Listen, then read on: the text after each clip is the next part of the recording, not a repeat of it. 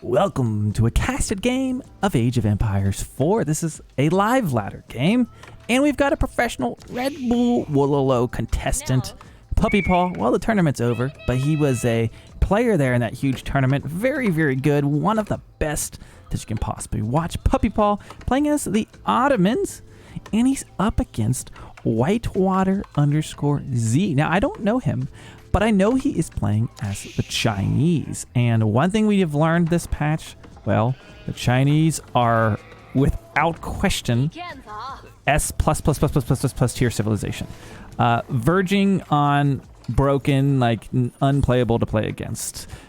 There's a reason why the Civ was banned in every single one of the Red Bull Wolo games. Well, for the most part, there's a few people who didn't ban it, but it is extremely good. And we're playing here on Hill and Dale, which is a particularly lends to be a turtley map, which China, they like the turtle. This is probably going to favor them. So I would say this is generally an uphill battle for just the matchup, Ottomans versus China here on Hill and Dale.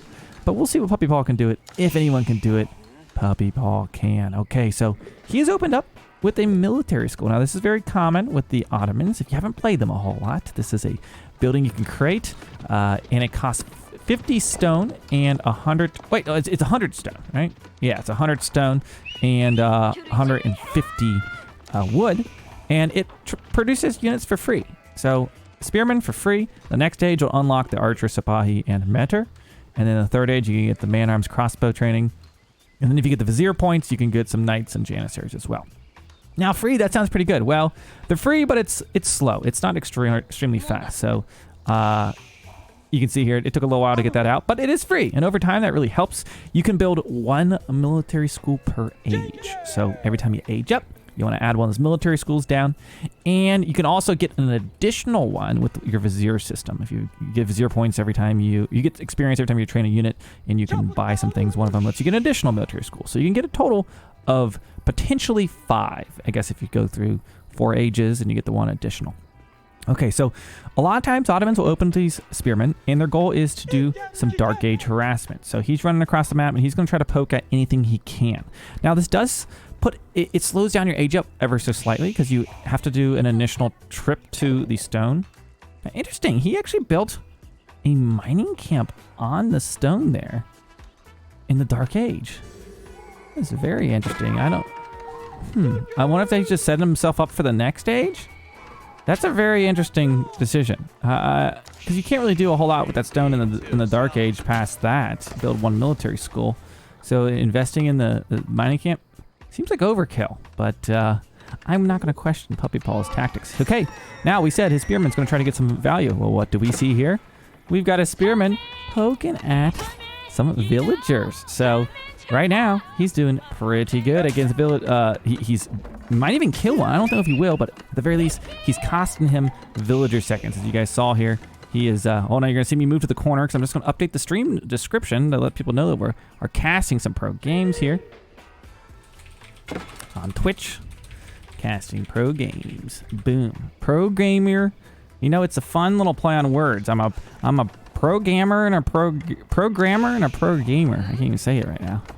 I'm a software developer by day, Age of Empires by night. Okay, Barbican is up. Now, he got the Barbican. That will defend his deer, I guess, there towards the front of his base.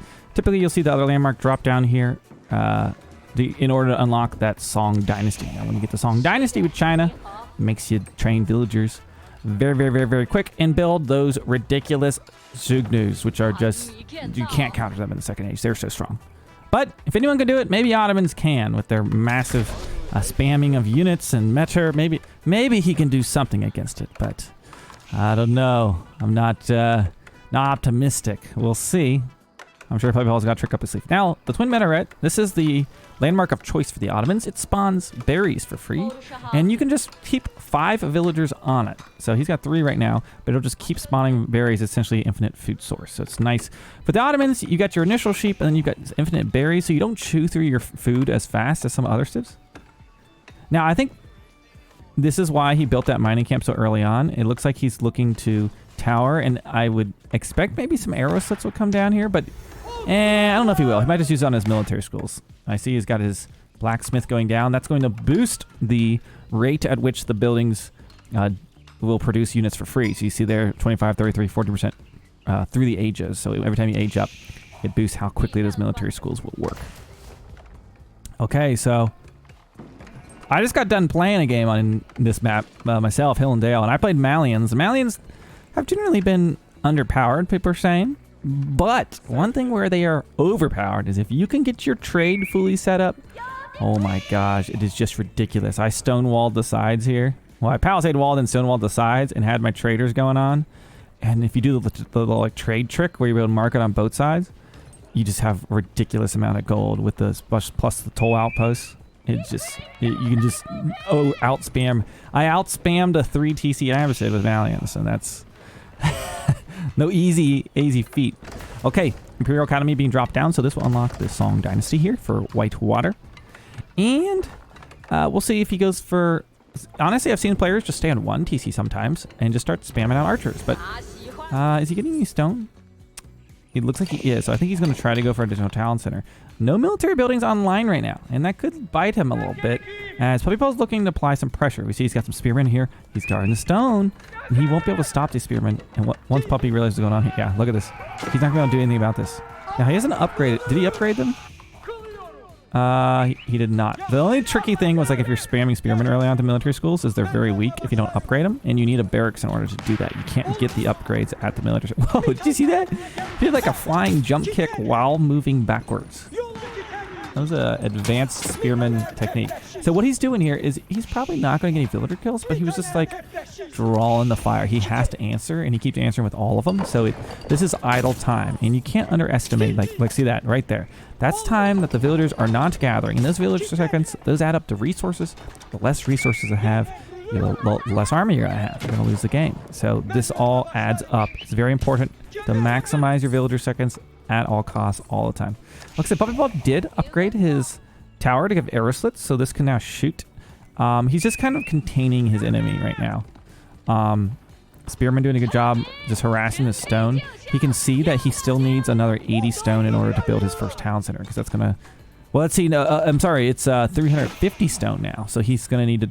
He still has like another 100 to go here, because you have to get that math, right? If it costs 350 stone and 400 wood, you get this number needs to say 850, meaning he's extracted. Assuming he's dropped it all off and nothing... A villager didn't die with some stone or something. These spearmen still getting value. Here comes Sabahi. This is basically the unique horseman unit for the Sabahi. For the Ottomans, it acts like a horseman. Looks like a horseman. Well, it actually looks like a badass Sabahi, because he's got like... As he upgrades, he gets like a lion over top of his horse, and yeah, they're cool looking units. They also have this ability, the Fortitude, which gives them an increased attack speed, but they take more damage from melee for a few seconds, 10 seconds. But it's good to use against villagers, particularly, or sniping an Imperial official, perhaps. Okay, so did he get the stone he needed? Oh my gosh. Oh my gosh, guys. He sat here mining all this stone. Look at this right now. He is 3 stone short. I feel like my math messed up somewhere, because where did I miss something? Did he gather stone from somewhere else? I don't think so. How's he sitting at 351 right now? Magic. I'm not sure exactly how I got that stone. Wait. Where am I missing my math? Guys, what did I do wrong? How did he get that 350 stone? Did he buy it? No, he just didn't mark it. I honestly... The Imperial official brings back stone?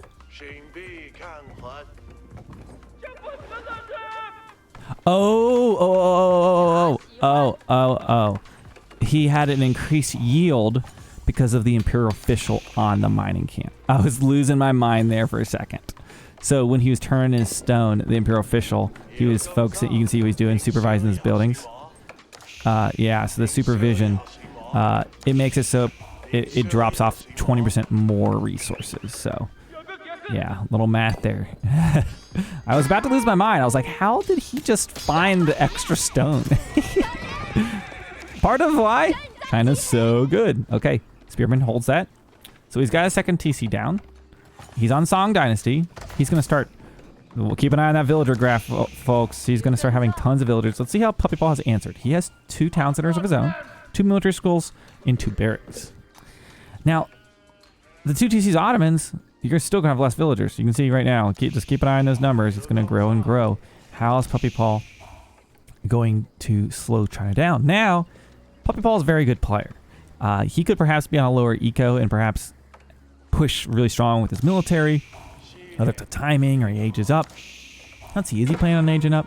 Yeah, we say that. He's aging up right now. And I like what he's aging up with. Look at this. So a lot of times you see players going for the Imperial Armory, which produces siege units for free. This is the Istanbul Imperial Palace. Now this is more of an economic landmark. You can see there, it doubles the Imperial Council experience around the landmark and increases the Vizier point limit by +2. So this has an aura, and it makes it so that all of these will get buffed up and give more Vizier points, which allows him more experience. He gets more Vizier points. He can start hopefully transitioning once you unlock the knights at the military schools. He can start producing those from the military schools. Now, granaries put down here for China, starting to boom up with the farm. Now, one thing I will say on Hill and Dale is you will run out of wood eventually if you just stay on your hill. So you can already see this larger forest is starting to take a chunk out. He's still got some time, but eventually, if this goes uber late, he will run out. So Puppy Paw aging up, I think we might see a little bit of a timing push come in here. Whitewater actually has a lot of gold, kind of mismanaged macro, I would say. There he goes, reaching a new age. Let's see what he does. Does he switch his production over? Okay, so he's got some man-arms there. He needs to get another military school down right now. Is he going to do that? Looks like he's thinking about it. He's going to put blacksmith. Yeah, this is awkward. Like, he wants to build around a blacksmith. So he's trying to figure out where to put it. Okay, there we go. It's kind of awkward because you want to buff up those blacksmiths with your, or those military schools with your blacksmith. He also wants to take advantage of, you can see the aura of this Istanbul Imperial Palace. So all of those are going to produce additional Vizier points. Well, they produce the experience which allows you to get Vizier points. Oh, also, I forgot to mention, other than the XP, it also gives +2 Vizier points. So typically you only get 5. This allows you to get a total of 7 of those Vizier techs. Okay. So China set up in his base. You can see the difference in villagers. Economy is just roaring. But what will Puppy Paw do to answer? He's got a few men-at-arms coming across. He's got a Metter, going to be buffing up those units. I think he does get the attack speed. I don't know if he sent it in via the Vizier. I can't wait till they add the Vizier points to the overlay. We can hear that horn. Actually, let's pop out of here. Let's take a look at it real quick. Let's see. Look at his Vizier points. You can see he's gone for the sheep, military campus, and then the fast training. So that's what he's done. He's gone the kind of the Vizier route. Okay, let's get back into our caster mode. Okay, so Puppy Paw, he has Sipahi. And I know you guys aren't stupid. You saw we just popped out of the overlay. It looks like this is going to be a longer one. So we're 13 minutes in right now. Man, that makes me a little concerned for Puppy Paw playing a late game against China. I mean, I could already tell that like he's turtled up here. I would be surprised if this push did a whole ton. But it'll be interesting to see how they play this out here. Okay, so there's granary set up for China here in base. Of course, that granary is going to generate, improves the gather rate of those nearby farms. So that's a unique thing for China. He's gone up with the astronomical clock tower. He's going to immediately start training springolds out of that to try to defend if there's any siege coming his way. Barbican taking some shots at his army as he pushes in. 3 manners in there, some Sipahi, and men-at-arms. Let's see what they're able to do. Gonna dive on in. Spearman ready to brace on the front line, while the Zugdu on the back line giving out some damage. Zugdu can even do okay against man-at-arms, which is crazy, but this is a good mass of man-at-arms. It's gonna be hard for Whitewater. He's gonna have to turtle back on this one. He did just age up though, so he has he upgraded his Zugdu yet? I don't think he has yet. But he might just start producing crossbows. Let's see what he decides. No, he's just going to keep spamming Zoogs. Oh, no, he's got a combination. So right now, Puppy Paw looks like he's getting a good little fight here. He's fighting, though, between 2 town centers. So he's taking tons of damage from the 2 town centers. A Springgold fires from the back line. Not going to do a whole lot there. And really, Puppy Paw, man, good push. We hear that Vizier point sounding off there, that horn in the background. And he's just sitting here in this meat grinder, His palace guards are pretty tanky, and his Zugnus are able to lay out some shots. As he adds crossbows in here, I think Whitewater should be able to hold this. Man-at-arms running in, going to try to target the villagers. Villagers going to try to... They see it coming. They're trying to get out of the way. Okay, while this fight rate is on, it does look like Whitewater will probably hold as he's taking out the mentors. This makes me a little nervous, as the Ottomans, like, you feel like they've got to rely on some military strength early, because I don't think you want to play this into the late game with China. Although he's got all his military schools set up. He's got 4 of these. He's got his vizier points. He's not unlocked the knights or anything like that yet. He's really going for like a man-at-arms spam. But as China responds with his own palace guards, and now the crossbow numbers will slowly be growing. That's going to really help him out with defending this. And look at that villager graph right now. Whitewater sitting on 100 versus the 78 of Puppy Paul. Let's see if Puppy Paul's getting more talents or anything like that. Nothing that I'm seeing back at home. Now, what you can't underestimate with the Ottomans is, of course, those free building or free units he's getting, right? He's actually training a somewhere. Where's his siege workshop? Trebuchet. Actually, here it already. It's online. There it is. Okay, gonna start working on the Barbican. Looks like he already has done quite a lot of damage there. Okay, so we see the Barbican likely about to go down here. 2 trebs. Keep being dropped. China builds faster than the other civilizations, so good luck stopping this keep. Now the trebs could possibly hit it. Look at this, you can see it from afar. Let's see if they get it. I don't know if 2 though can stop it from going up, as we'll have to watch there. I think it should be able to. Trebs do so much damage, but if the Springall could snipe even one of them. Oh, he's just throwing more villagers on it. So yeah, he's gonna just get it up. This is what's maddening. You guys hear me bitch about keeps all the time, but like, look at this is an example. He just constructed a keep while 2 trebuchets were hitting it, where it's supposed to take additional damage while it's being built. He was still able to build the keep despite 2 trebuchets firing on it with like, what, he had 8 villagers building it. He did add some at the end, and now he just repairs it up. It's fine. The survivability of keeps in this game is just absolutely wild. Okay, some nested bees coming out. They don't have mangonels, but they have the nested bees. This thing fires a bunch of fireworks out and does some great damage. A terrifying unit from the Chinese. Okay, man-at-arms. Metter buffing him up. He does have some villagers. I think he's going to drop a keep of his own, I think is what we're about to see here. There we go. I see chat saying that only the Malians can beat the Chinese. Well, the way I think you're thinking is the fact that Chinese or Malians trade is just so good if you get the trade set up. So they stand a chance.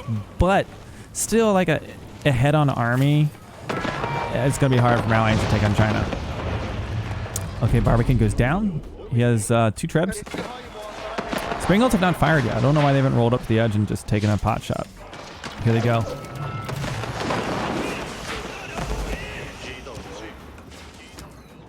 Okay. I totally believe this. So the Chinese have the unique ability to build faster in this game. Chat says during COVID, the Chinese built an entire hospital in 1 week. I feel like the whole world was kind of doing that, but I don't doubt that for a second. Okay, Clock Tower nested bees taking lots of damage. Which auto H3 landmark is better? Well, that's a matter of perspective. I'd say in a long game, this Taboo Imperial Palace is probably better because it gives you additional... You can unlock more vizier points, right? Because additional... you're capped at 5 out of the gate, but with this landmark, you can get an additional 2. So, as far as some, other buffs you can receive, such as the trade buff, which, we're going to have to see if that's what he goes for. Oh man, I really wish I could look at the vizier overlay. I'm just gonna assume let's just show it. You guys know this is a long game. I showed you. Look at this. So, he did it. Look. So he went for trade bags. Increases the amount of gold traders collect by 40%. Oh, this is a live game. I know this kind of spoils a little bit. The game is still going. So I'm not gonna pop out again. So just take a look at here. Antolian Hills, trade bags. So it's gonna buff his traders. He does siege crews, so he can get inside of his siege units, and fast training. So 1, 2, 3, 4, 5 would typically be the cap. He can get an additional 2. So he'll go for an advanced academy, which will allow him to train knights and man-arms. And I would also expect maybe the meter drums. This is usually our rush strategy, so he skipped that. So this is gonna be good. This is late game Ottoman Like, he's gone as boomy. He can with Ottomans. Let's see how he's able to do. I don't think he'll go for the imams because like the area healing is cool, but it's not very fast. Okay, he's grabbing the relics. He's setting up his trading, so he's using that additional income he's going to get from those trade bags. 237 gold will be brought back from there. So this is what we're going to see. China set up fully on their eco, 136 vils. You can see farms, he's good to go. Now he will run out of wood. I mentioned this earlier. He's definitely going to run out of wood there and have to go to the side versus head on against the Ottomans. I don't expect to see any great bombards or anything like that. It would be fun, but I don't think it. The imam, by the way, if you're wondering, that imam vizier point thing, it sends 2 imams. You can actually send it in the first age, or in this, I guess the second age. Maybe you can send it in the first age. I guess why not? If he's taking really long. Anyways, it sends you 2 imams, and it also gives you the ability to group, do an area effect healing with them.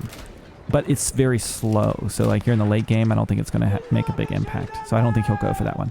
Now you see he is currently garrisoned inside of his trebuchets with units. That's that vizier point he got that you get in there and it allows him to, I think it allows him to set up and I think attack faster. I don't remember if it's both or just one of them, but it buffs the siege. Okay, right now we've got Clock Tower Nest of Bees.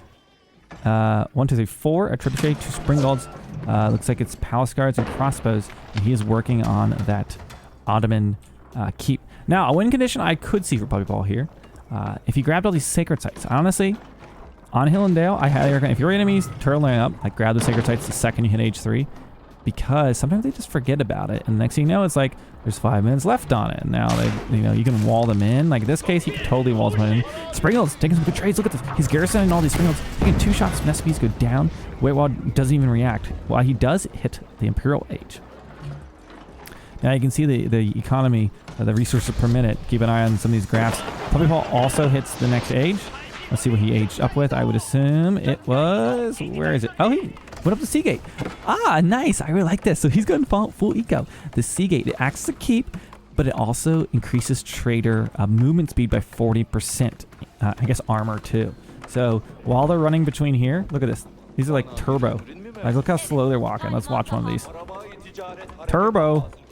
It's kind of fun to watch. Let's watch this one.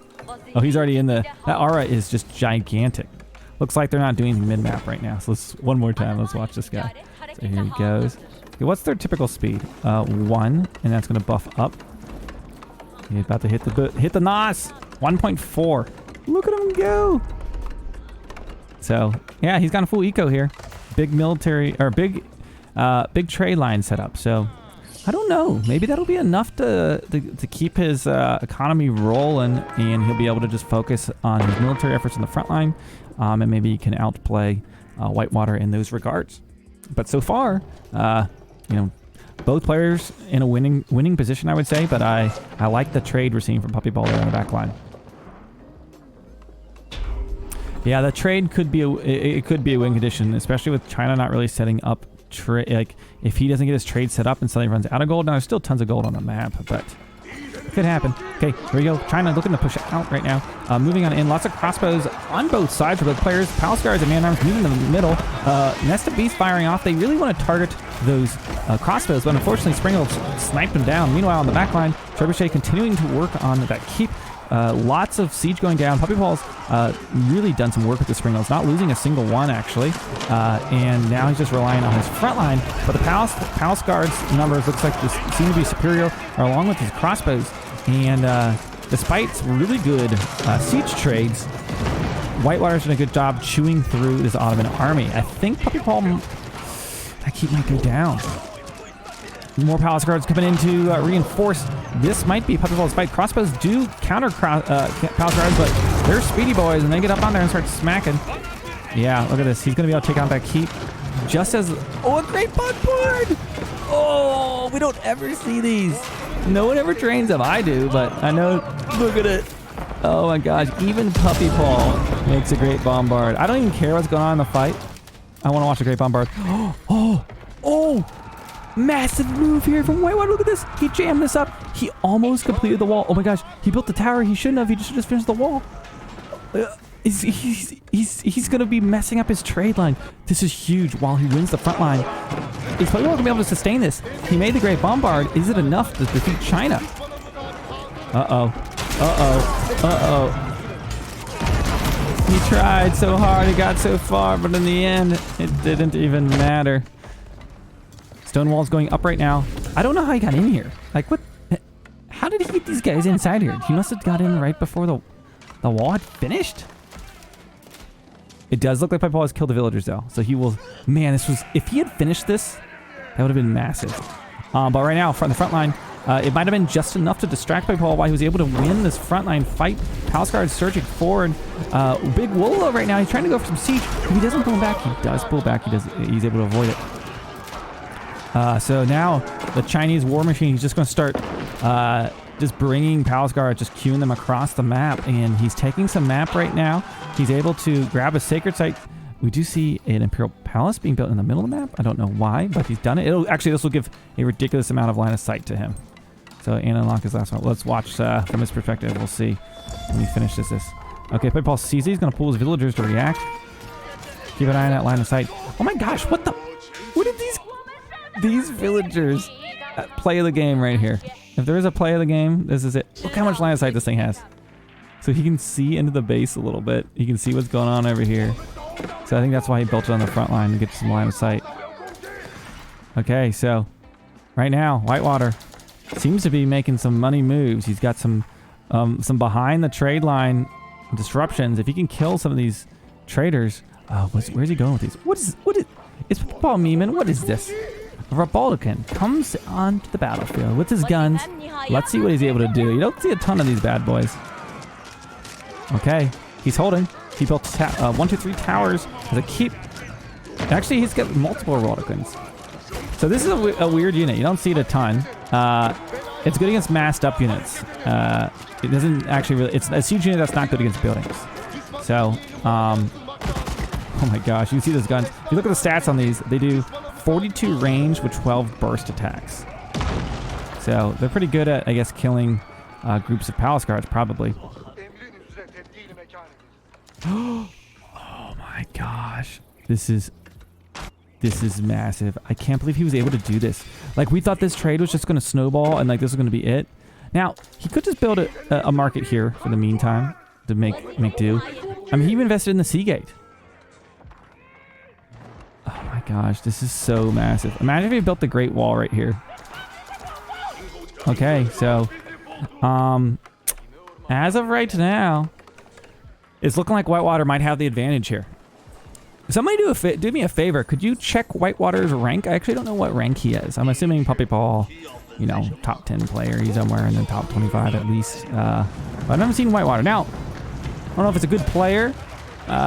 Sometimes there's a lot of alternate accounts too, so it's hard to know at times if, you know, it's just a standout player. I like to assume that, but the second I start to get excited about, like, who's this dude guy on the scene, you find out it's like another BC Smurf or something crazy. Okay, Whitewater is currently ranked 34. Okay. You know, I will say, I have a magical talent of picking live ladder games to cast that go like an hour and a half. I don't know how I do it. Like, I don't, when I'm casting live games, you don't know what it's going to be. I don't scope it out. We didn't even know like how close this was going to be. I saw Ottomans versus China and I was like, oh, okay, this is going to be interesting. I love it. We've got, BC was saying, that the casters are only casting his losses. Well, in my case, I just pick random live games. If you lose the game, like, that's what got casted. I don't know what to say. Okay, Palace Guard's running through. Oh my gosh, look how speedy they are. Outrunning the Sabah right now. Oh my gosh.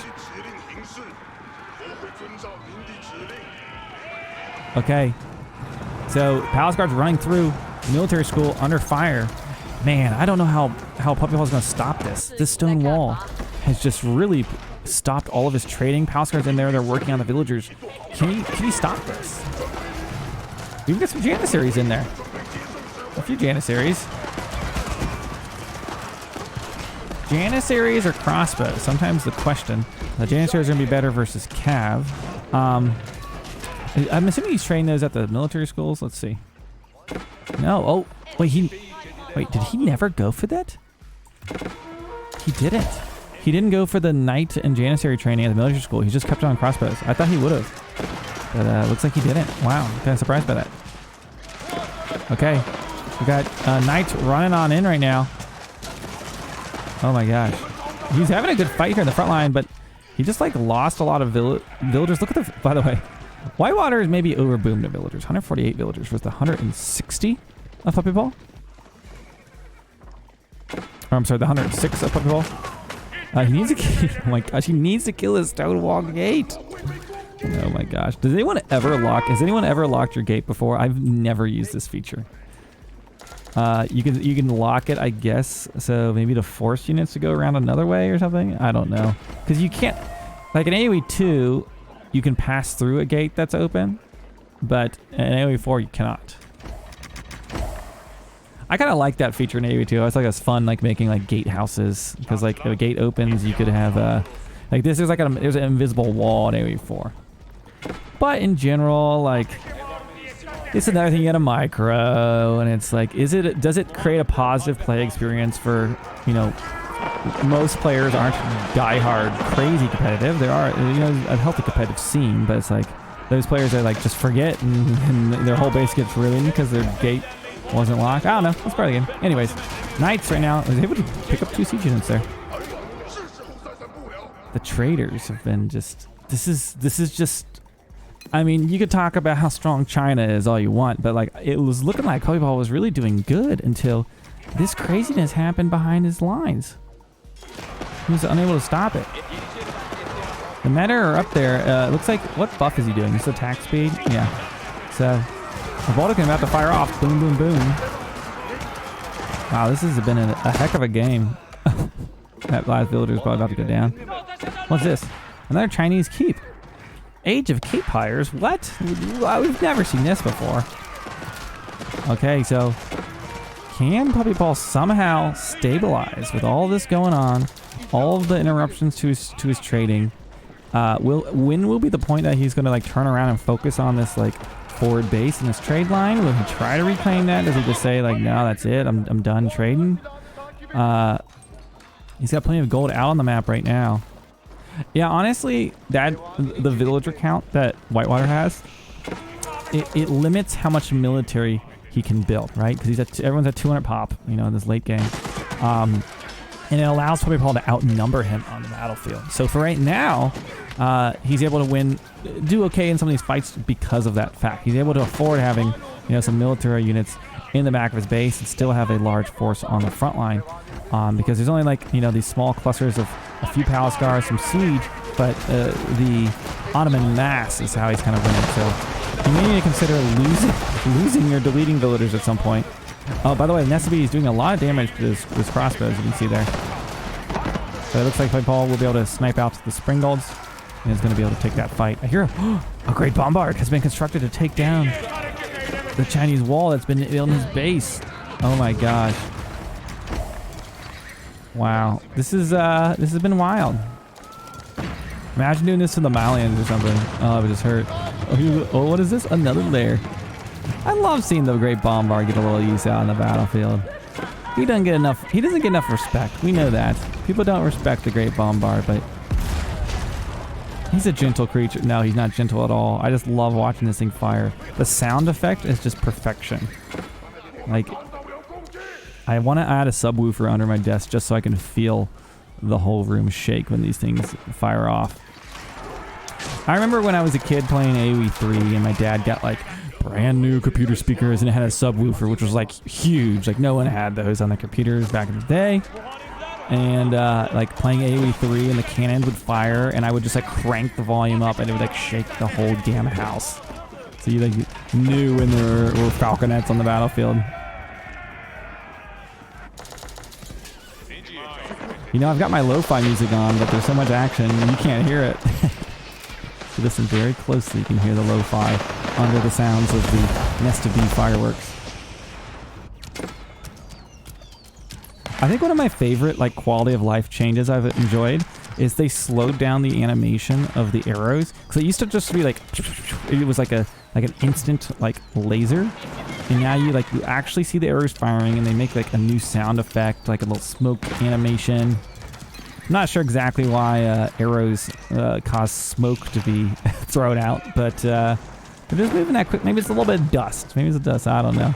It allows you to see what's going on. But it looks really nice. It really helps make things a little more cinematic. I've enjoyed that.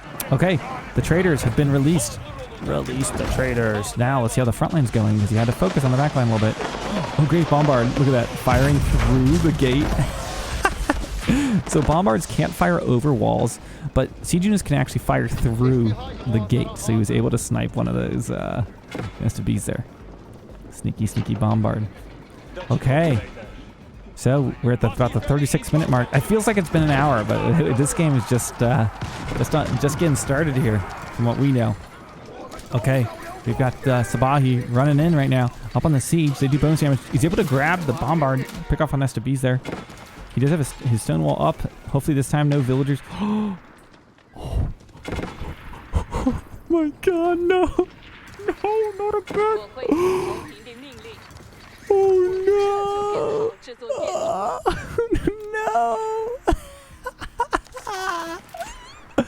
Oh my gosh. I can't believe this is happening right now. Like, I'm just like, how do we immortalize this in a thumbnail? I don't think it's possible. Just like, oh my gosh. This is just ridiculous. He just keeps... Oh, wait. Did you see it? Did you see it? Do you see it?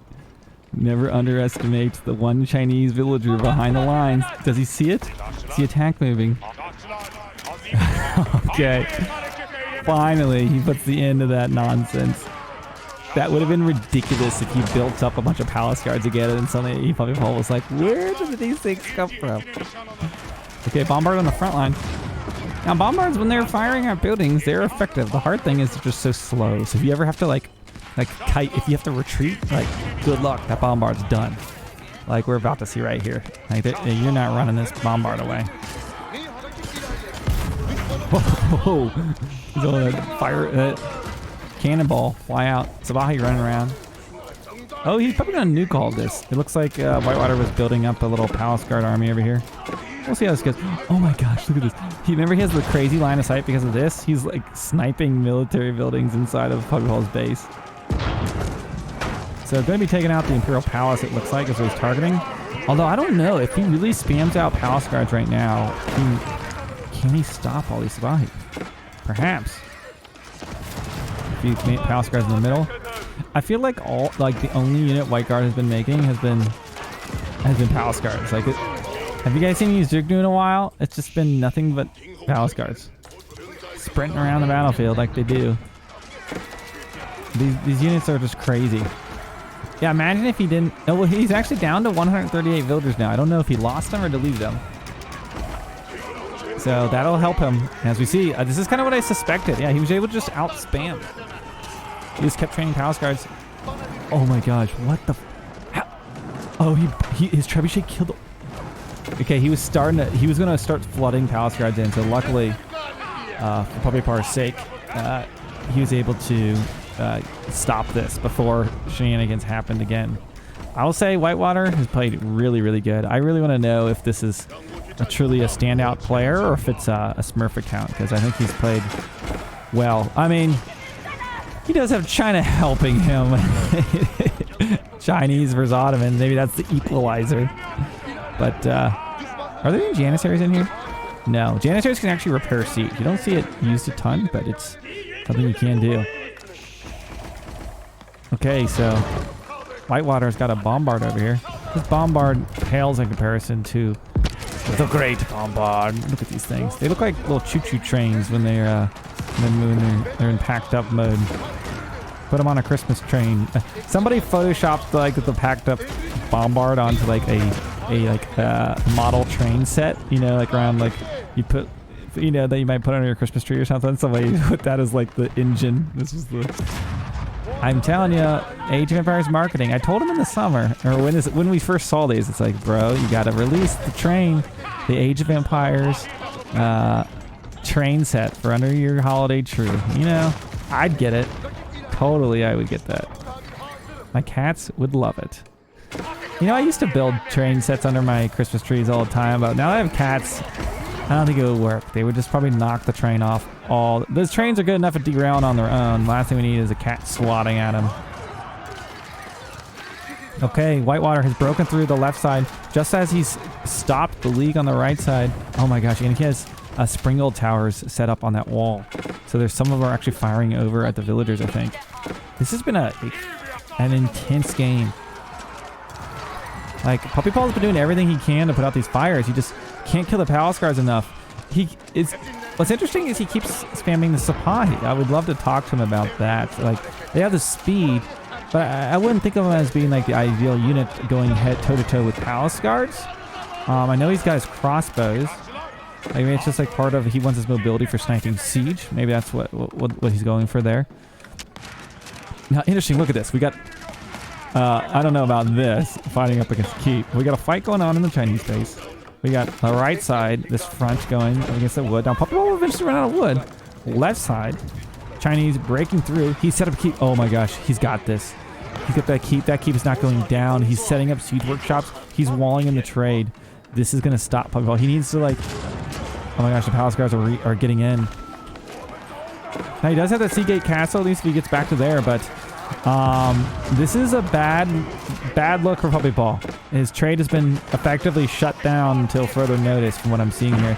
I mean, if he can kill all this again and fight back and bring this back across the field, I would be massively impressed. We're Baltic and a bunch of 29 crossbows on the front. I think he's just trying to stop the reinforcements, but there's no longer reinforcements coming from here. They're all just flooding in from the sides. Oh my gosh, he's repaired that wall. Oh my gosh. The bombard's gonna tear through it at least. Right side.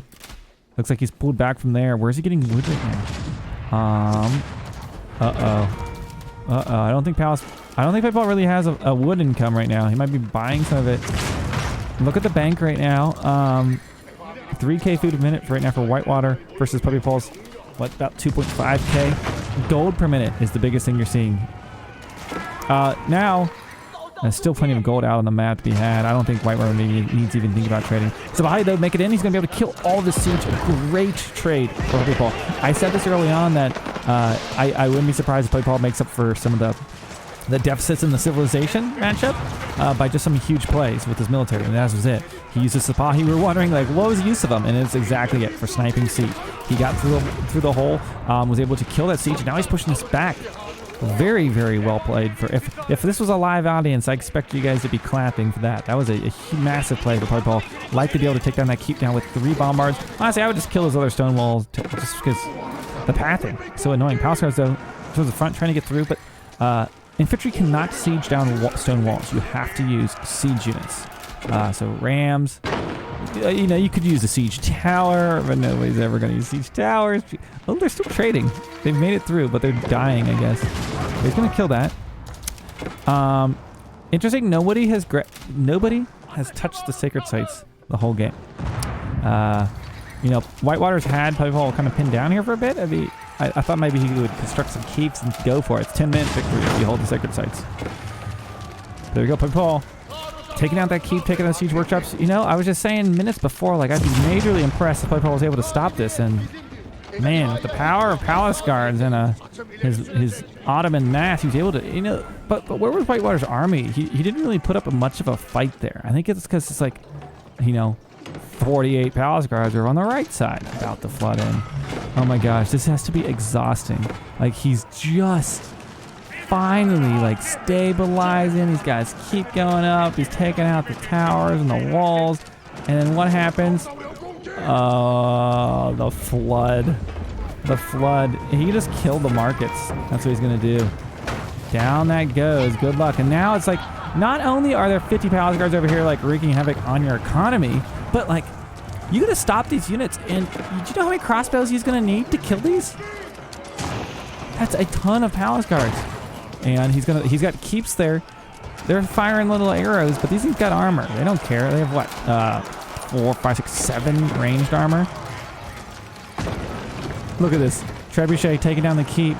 Puppy Paul army out of position. The bombards rolling back to the other side, but you know what's going to happen. We've seen the script. By the time the bombards get over there and he stops that, like, oh, we're going to suddenly see on the left side The Chinese moving in.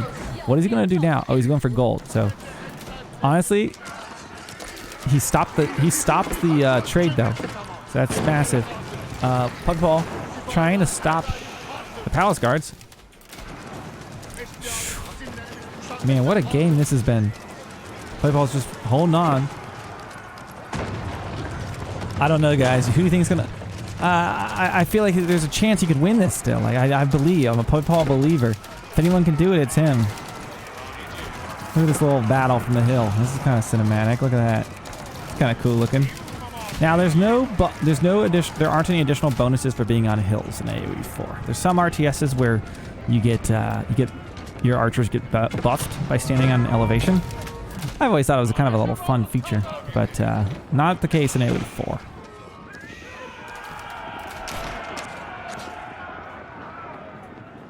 Okay, we're past the 45-minute mark. Market is back online, left side. The hole has been closed. There's a keep there, not able to push. Whitewater is building another stone wall across the middle of the map. So he's starting to stake out his claim. Really should consider taking those sacred sites. Okay, it seems to be, well, holy. You know how you kill 50 palace guards? 83 crossbows. This is the formula. This is how you stop China. 83 crossbows. Oh, they're gonna go boom. Boom. I love it. I was watching these. SB's firing off. That's the kryptonite of the crossbow mass. This is how you stop the look at that. I'm just capturing all of this eye candy because this is prime thumbnail material right here, guys. You know it. Look at this. Oh my gosh. Okay, so Puppy Paw starting to surge out here with his crossbows and bombards. Nothing happened on the left side. It looks like Whitewater's been focused on this Great Wall. Quite literally the Great Wall of China. Does he have the Great Wall Gatehouse somewhere? I don't think so. So no Great Wall. That would be obnoxious, like right here or something. Okay, Trebuchets breaking through the Ottoman wall, but he just repairs it right back instantly. It looks like Puppy Paw has flanked him, and he's going to shred this. I said earlier, it's very hard to deal with palace guards, but if you can afford to have 80 crossbows and the enemy isn't going to do anything about it, like yeah, that's going to shred through palace guards. So this is an excellent trade for Puppy Paw. It'll be very interesting to see the military graph at the end of this game. Boom. He took out that landmark. He killed... Oh, don't leave these alive. They'll flank you. He'll flank you. You gotta kill him. He's gonna turn around. He'll get him. He'll get him. In good time. He is definitely expanding. That's for sure. What's going on down here? Oh boy. Will we have a... Uh-oh. The second there's a hole there, you know what's coming in. Honestly... I think Puppy Paw has realized that, okay, if you're going to do purely palace guards and you're not going to make a single other unit, I'm just going to make crossbows. He even stopped making the horsemen, right? Because he had a lot of the Sipahi running around. He's got a few of them, but in general, he just kind of went double down on the crossbows and was able to take some really good trades. Trying to break in now on this new wall that's been constructed. The bombard should make short work of that. Taking out the military production to the right side. You know, Puppy Paw might want to consider building a stone wall out here or something. Like, just claim a little bit more land. And also, he could maybe mine that gold if he wanted to. But trade is back online and healthier than ever. Besides the fact he doesn't have it.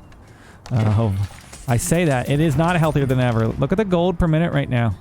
Well, he's still doing fine. Is he mining gold? What if they're just all grouped up because they were like chilling back? I don't know how he's extracting that much gold per minute. Does he have a bunch of... Oh, he did grab relics. He has 4 relics that helps.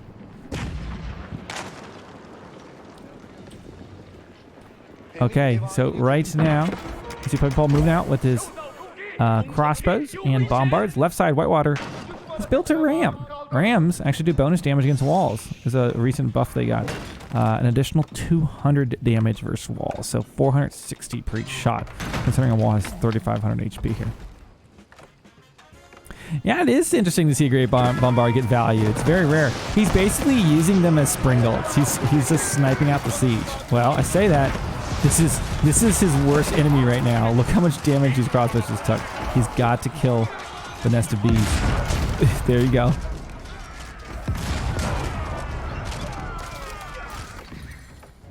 The big gold patch in the east, it's been this. The lumber camp's been getting shot for like an hour. Yeah. Okay, he held that fight. He just wiped out those palace guards. What? Why is he making hand cannoneers for crossbows? Questionable. Honestly, he just needs to get like a few nest of bees up and kill the bombards with something else. I don't know, a flank. He can't just. He's basically just been like bot only making palace guards. I mean, you say that, and this is the first time we have seen some hand cannoneers. I'm not sure the hand cannoneers are the way to go. I mean, they're gonna do okay, but it's not the ideal. Oh, actually, the bombards, look at that. They do area, they do splash damage. So look at that. You don't see them get used against infantry a ton, but there you go. I don't know, guys. Maybe Puppet Claws cracked the code. Crossbows and bombards. That's how you kill China. No Janissaries. That's the saddest thing here. Wouldn't you like? We'd want to see like some Janissaries in this fight, but they're only good against Cav, and there's no Cav here. Whitewater is still not trading, right? He's still getting gold by natural means, and if he loses a little more map control, well, he still got some. Oh boy, oh boy. So it looks like he really wants to push here, but at the same time, he's kind of got trouble in his base. Springlow's coming out to snipe down this bombard. Boom. Now I can take several shots from this. What is going on? Oh, it's Siege does this. If it's straight up against a wall, it just doesn't fire. It's ridiculous. Okay, so bombard goes down. And now his plan is falling apart. As Whitewater is holding this, the reinforcements coming in. Running over the walls. Look at that. That's funny. Looks like he's kind of surged in there. Let's go on the right side. China's just still doing their thing. We have to keep like a special eye on this. Might try to break in. He's making several rams. He might try to go the flood route there. Okay. Now, Whitewater is boomed back up on his villagers. 141 villagers versus the 90 of Puppy Paw. Eco-wise, Puppy Paw, his gold. Look at that. 300 gold per minute right now. He's trying to get this trade. It looks like his traders are finally making their first trip, though. So that'll start to increase. But he lost a lot of his traders when all that interruption happened. Okay, crossbows. Taking shots at the mills. He needs siege. These crossbows, they can kill an army, but they can't kill buildings. Maybe rams? I don't know. He's got crossbows, Robotican, and bombards. That's been most of the comp. Walking into the base right now with the crossbows. Horseman, though, will be a great counter to the crossbows, but he'll need a lot of them. He's not upgraded as Horseman, though. Sabahi arriving. I mean, this is good. If Puppy Paw can shut down this food eco, it would be a good start to bringing China down. But look at the bank. Several thousand worth of food. He's got time. But the rate he spans palace guards, that could quickly vanish. Right? He needs to keep his food going. That food per minute will definitely be interrupted right now with all this raiding going on right on top of his farms. I think these are all his farms. Oh, he has some out. No granary there. Interesting. Uh-oh. What is going on? There's a stone wall. I don't know what he's doing here. Oh, here comes the rams. Here come the rams. Do-do-do-do. This game has been absolutely wild. We're about the hour mark. Who's still with me, Twitch chat? Spam your favorite emotes in the chat. Let's see it. Okay, I feel like Puppy Paw is actually making some massive progress here. Getting through to the Chinese eco. It looks like Puppy Paw Also has bombards that are going to be taking out that keep. That's going to be huge. It doesn't look like there has been a resurgence of China there to the east. He is getting the gold out in the middle. Man, if he shut this down right now, that would be massive. I think he realizes this as he's trying to wall up. If he raids his villagers, that'd be huge. In good old, thanks for the follow there. In good old Twitch fashion, I said, if you're there in chat, spam an emote. 120 viewers. I think we got like 2 emotes in chat. Has some audience participation for you. Okay, looks like he now has elite horsemen. Oh, imagine this. After an hour, China has realized he has a unit called the Horsemen that is the counter to crossbows. So now, Puppy Paul's strategy of going purely crossbows is going to be impacted by the forecast of horsemen. You don't think Puppy Paul has a university? He's got one. He's working on it. Okay, it kind of seems like this fight might be concentrated here in the middle now, though. He's taking out the side here with his bombards. He is building towers over here, but a keep is up to defend that. He's building towers on both sides. But he's built to... I guess they can retreat to the wall. Now remember, Whitewater does not have trading set up. I mean, looks like Puppy Paul's trading is going once again. Yeah, he didn't have Incendiary. Oh my gosh, he was missing Incendiary arrow for all that time. Yeah, I didn't even pay attention to that. That is a good call out. So, as you can see, now with horsemen in the battle, they're standing a little better chance here against these crossbows. You can't just do the purely crossbow composition now. And by the way, crossbows, range, units that are on walls, they get an additional defense. So, and range. So, you do not want to be fighting in this situation. This is kind of like a meat grinder. Bombard's gonna get a shot. Boom. Kapooey. Kapooya. Kapooya. Okay. It looks like all of the fights are concentrated towards the middle here.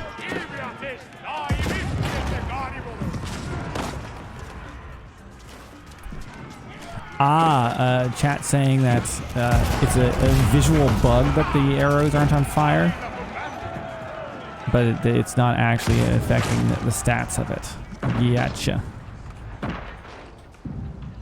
Oh boy, something happened out here.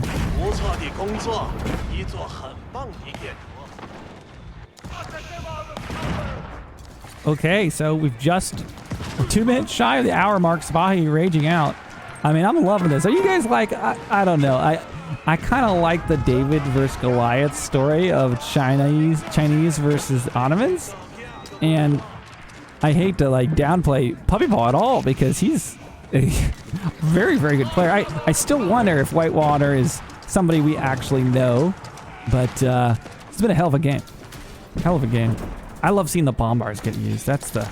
Who's here for the bombards? This is what... You know, we show up for the Sipahi, but we stay for the bombards. The real question is anybody rooting for the Chinese player right now? Like, when I'm casting these, I'm rooting for the Ottoman player every single time. Okay, so... Oh, was that a Janissary?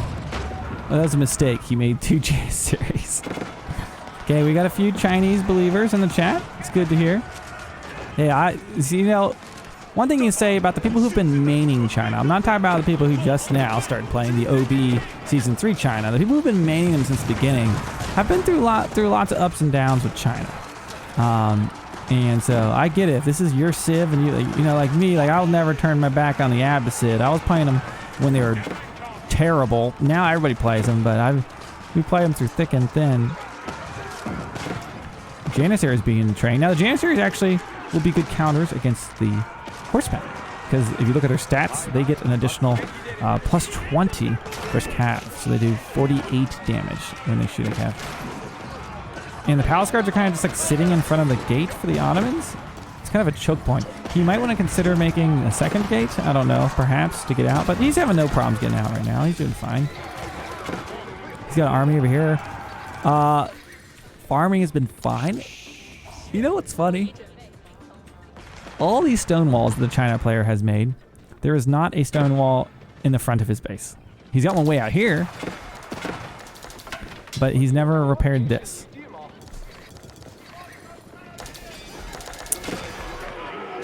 Okay, so right now we've got horsemen rushing in, but he's not masked up. Oh, it looks like he's just rallied, and so those are going to be instantly dying. All hail the great Bombard indeed. Okay, now Janissaries en masse, like, yeah, they counter horsemen or calves particularly, but they're a good utility all-around unit, right? They're going to do at least 28 damage. Nest of bees though, he needs to snipe those. Gets a Spahi on him. Down they go. Ooh, little dance, little song and dance. He gets a wait. We'll get another shot. Oh my gosh, it's gonna get another volley. Oh, that really stinks. I thought he was gonna kill it before that, but he kills it. It looks like Puppy Paul's starting to get some momentum here in the middle. If he can really just control these fights, get a Bombard in here to start sieging, that could really change things. I heard the sounds of a Bombard. There's one coming across the middle. By the way, Whitewater on 94 villagers. This might be the first time this game we've seen Whitewater have less villagers than Puppy Paul. Wood, by the way. Look at this. Both players out of wood. Really, really low. There's not a lot of wood on the map to start with. Like, what is left to chop? Where are people chopping? Let's see if we can find it. I don't know. They're chopping straggler trees. Some wood there. They're buying it, perhaps. Whitewater though just ran out of gold. I don't know if he just bought gold or if he just queued up units, but a lot of siege units. He's probably about to die for Whitewater. He's trying to get back to his gold vein. Yeah, he didn't set up trade. We talked about this early on that you know, there's so much gold on this map, but here at the after hour mark, he's starting to get pushed off of some of the convenience gold. There's the gold that's in the middle. Oh my gosh, it's looking like Puppy Paul might be able to pull this off. Wow. Yeah, again, always my luck when I cast a game. It's just like, yeah, hour 2 hour game, no problem. That's what it always ends up being. Okay, great bombards. He needs to set a nest of bees. The nest of bees will destroy his ranged army. Look how much damage they took. That's an area effect. Look at this. He does not want that to keep happening. Okay, he is able to snipe it. I feel like Whitewater just made a few more nest of bees and focus on protecting him in these fights. Because the Springbolts can easily snipe the Great Bombards. Perhaps that would give him some momentum to stop this Ottoman army. But there we go. He holds this fight. And now, this is where things starts getting interesting. Puppy Paul, he's got his gold. He's got his trade set up. Whitewater, he is out of wood. He is out of gold. He is out of options. How will he stop this Ottoman army as he surges forward? He would need to stop this in his track. Oh, he taps out after an hour-long game. Puppy Paul, with the Ottomans, topples Whitewater. The Chinese, they said it couldn't be done. And here we go. Ottoman beating Chinese in the late game. Ottoman trade, clearly OP. Let's take a look at some of these statistics. Economy-wise, oh my gosh, look at the gold, Puppy Paul. I mean, that really paints the picture there. Like, look. Oh, food, about 15. What was that? 150k for the Chinese. About 100k for Puppy Paul. Gold. This is all from that trade. Really helped him out a lot. Let's look at those military stats there. Units killed versus lost. So 1,400 versus the about 1,000 he lost. So Puppy Paul was doing better with his military, and I think that really helped him a lot there. Largest army, 199. Wow, what a game this was! Absolutely wild. Let's look at the timeline here. Villager graph. So I mean, Whitewater just had massive. He had so honestly, I would wonder like during this early game if he hadn't had 140 villagers and had even more palace guards, if it would have been enough to overwhelm him. Because there were some times there where he basically, it seemed like he had Puppy Paul on the ropes when he had like palace guards on the right and on the left and the base, all of that. But China able to get Puppy Paul able to get the job done at the end of the day with the Ottomans. If you've watched this as a casted game over on the YouTube channel, make sure you hit the subscribe button. Leave me a comment. Are the Ottomans OP? We know it's China, but whatever. It's fun. See you in the next one.